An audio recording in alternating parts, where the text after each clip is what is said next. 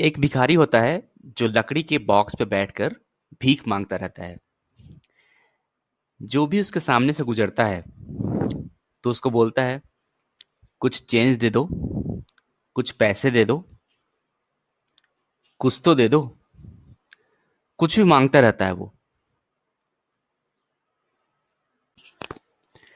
एक बार एक आदमी उस भिखारी की तरफ से गुजरता है।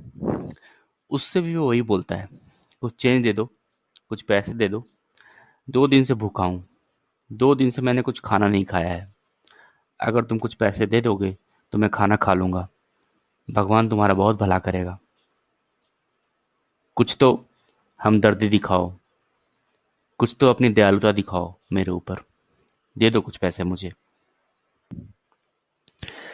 तो वह आदमी उस भिखारी की तरफ पलटता है और वह बॉक्स जिस पर वह बैठा होता है उसकी तरफ इशारा करके पूछता है, क्या तुमने कभी उस बॉक्स को खोल कर देखा है कि उसमें क्या है?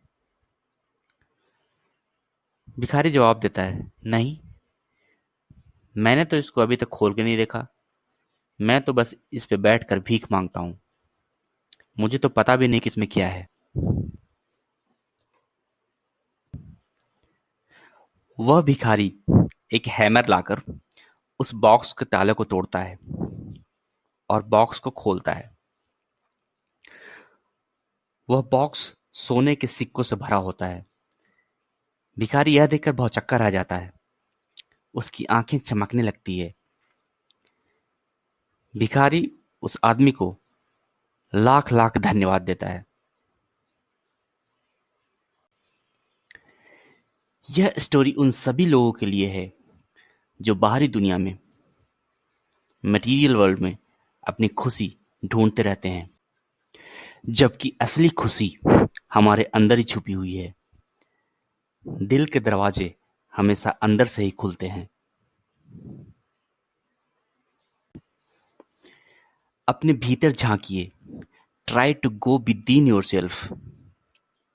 एक बहुत बेहतरीन दुनिया है, बाहरी दुनिया से कहीं ज्यादा खूबसूरत और सच्ची। आप इस ब्रह्मांड में अकेले नहीं हैं।